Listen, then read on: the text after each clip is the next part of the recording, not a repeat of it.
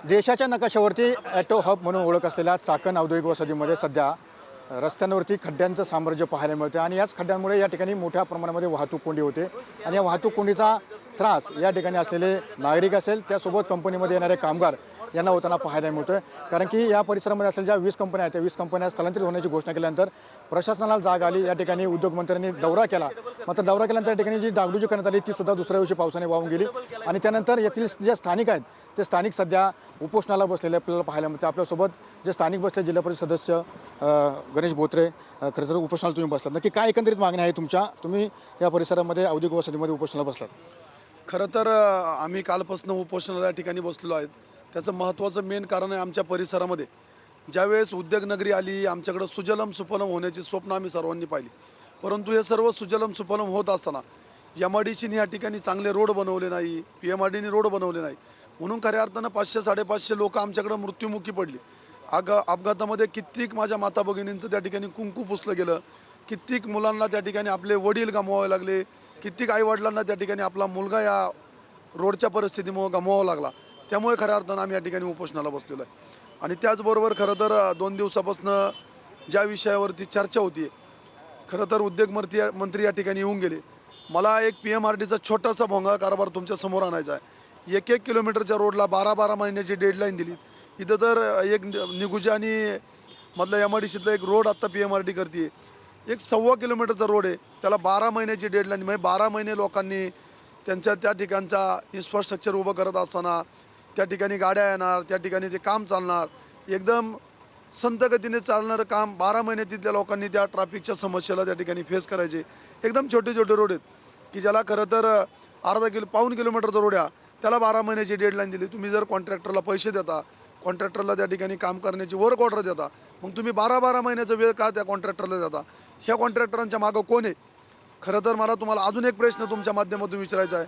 जे 59 कोटी रुपये अजितदादांच्या माध्यमातून ह्या रोडला मंजूर झाले, दादांनी पाटे या ठिकाणी रोडची पाहणी केली, त्यावेळेस 59 कोटी रुपये मंजूर केले गेले. त्या 59 कोटीच्या कॉन्ट्रॅक्टरला आत्तापर्यंत काम करायला का नाही लावलं आणि त्याच्या मागं कोणते राज्य करतात हे खरं तर तपासण्याची या ठिकाणी वेळ आलेली. नक्की निधी मोठ्या प्रमाणामध्ये पडतो, मात्र कामं या ठिकाणी होत नाही आहे. एकंदरीत परिस्थिती पाहिली तर चाकण औद्योगिक वसाहतीमध्ये 500पेक्षा जास्त लोकांचा मृत्यू झाला आहे. आत्ताच गणेश भाऊने आपल्या सगळ्यांना सांगितलं की जी MIDC आहे ही पंचतारांकित MIDC आहे, म्हणजे देशामध्ये 1 नंबर ह्या MIDCचा लागतो. आता आपण जर पाहिलं तर ह्या MIDCमध्ये कुठल्या सुखसुविधा नाही आहेत. म्हणजे सगळ्यात मोठी अडचण जी आहे, जी ट्रॉफिकची समस्या, जे गणेश भाऊने आता सांगितलं की ट्रॉफिकची समस्या ही आज नाही आहे, ही पहिल्यापासून ट्रॉफिकची समस्या आहे आणि ही मोठ्या प्रमाणात आहे. वारंवार याच्यावरती आंदोलनं झाली, याच्यावरती वारंवार आहे ना प्रश्न विचारले गेले. स्थानिक लेवलला पण बरेच वेळा अनेक ग्रामपंचायतीने याला विरोध केला, परंतु कुठलाही सपोर्ट आजपर्यंत मिळालेला नाही आहे. आणि म्हणून गणेश भाऊंनी हे साखळी उपोषण आज उभं केलेलं आहे. तर एक गोष्ट आवर्जून मी अजून एक सांगू शकतो आपल्याला की जे 2020च्या अगोदर जे 100% टॅक्स जो ग्रामपंचायतीला मिळायचा, 2020 नंतर त्याच्यामध्ये 50-50% म्हणजे तुलना करण्यात आली, 50% MIDCला आणि 50% ग्रामपंचायतीला. त्यानंतर आम्ही वारंवार अनेक ग्रामपंचायतीने आम्ही एक ठराव करून MIDCला दिले होते की 100% हा निधी हा आम्हाला जो टॅक्स आहे तो आमच्या ग्रामपंचायतीला मिळावा, जेणेकरून ग्रामपंचायतीच्या अंतर्गत जी काही कामं असतील ती त्या टॅक्समुळं करता येतील. म्हणजे रस्त्याचे प्रश्न असतील किंवा इतर काही प्रश्न असतील. परंतु MIDCने ते पूर्ण जी रक्कम आहे 50%ची, म्हणजे 100% रक्कम ही MIDCकडे जमा होते, त्यातली 50% रक्कम नंतर ग्रामपंचायतीला मिळते. तर ती जी काय रक्कम आहे ती फार मोठ्या प्रमाणात आहे ही पूर्ण MIDCमधली, आणि ती रक्कम आहे ना MIDC कुठं खर्च करते हा आजपर्यंत ताळमेळ कुठंच MIDCला लागलेला नाही आहे.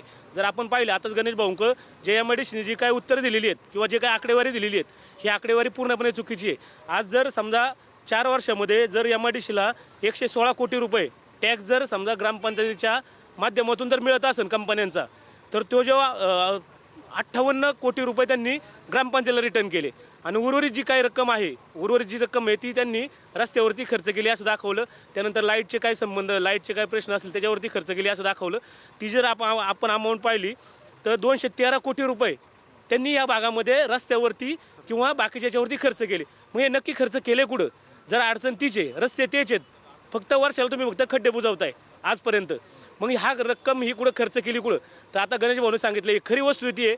जे काय कॉन्ट्रॅक्टर आहेत MIDCचे जे काय पाळलेले कॉन्ट्रॅक्टर आहेत ना, ते काही नाही फक्त डागडुजी करतात रस्त्याची आणि निघून जातात. ते ट्रॉफिकचा प्रश्न तसाच आहे, पार्किंगचा प्रश्न आजपर्यंत सुटलेला नाही आहे. मोठ्या गाड्या जर तुम्ही पाहिल्या, कंटेनर पाहिले, मोठे गाडे सर्रासपणे रोडवरती उभे आहेत आजपर्यंत. हे कुणी याच्यावरती वचक नाही राहिलेली MIDCची. अख्खी जी काय आजपर्यंत आहे ना, म्हणजे तुम्हाला तो रस्त्यावरती जी काय वाहतूक चाललेली आहे, अनधिकृतपणे वाहतूक चाललेली आहे, PMID MIDCचं नाव सांगते, MIDC PMIDचं नाव सांगते. 40% जागा PMIDच्या अंतर्गत येतात, 60% जागा MIDCच्या अंतर्गत येतात. जे काय PMIDचं जे काही सँक्शन मिळतं ते पूर्णपणे MIDCच्या रस्त्याने चालू आहे. आज MIDC म्हणते PMID कडे जा, PMID म्हणते की याच्याकडे जा. की ज्या पद्धतीने पाहिलं की खरं तर औद्योगिक वसाहतीमध्ये समस्या मोठ्या प्रमाणामध्ये आहेत. ज्या पद्धतीने पाहिलं की या ठिकाणी असलेले जे खड्डे असतील आणि या खड्ड्यामुळे होणारी वाहतूक कोंडी, याचमुळे सर्वप्रथम जे उद्योजक आहेत त्यांनी आक्रमक पवित्रा घेतला, 20 कंपन्या स्थलांतर करण्याचा निर्णय त्या ठिकाणी घेतला. आणि त्यानंतर सध्या या ठिकाणी जे स्थानिक तरुण आहेत ते सुद्धा या ठिकाणी एल्गार उचलताना पाहायला मिळते. त्यांनी या ठिकाणी जे चक्री उपोषण आहे ते सध्या सुरू केलेलं आहे. जोपर्यंत या ठिकाणचे रस्ते होत नाही, जोपर्यंत या ठिकाणची वाहतूक समस्या सुटत नाही, तोपर्यंत या ठिकाणी जे आंदोलन आहे ते सुरू ठेवण्याचा निर्णय या ठिकाणी घेतलेला आपल्याला पाहायला मिळत आहे. कॅमेरा अभिजित पिसासा, मी सुनील जिगळे, TV9 मराठी, चाकण, पुणे.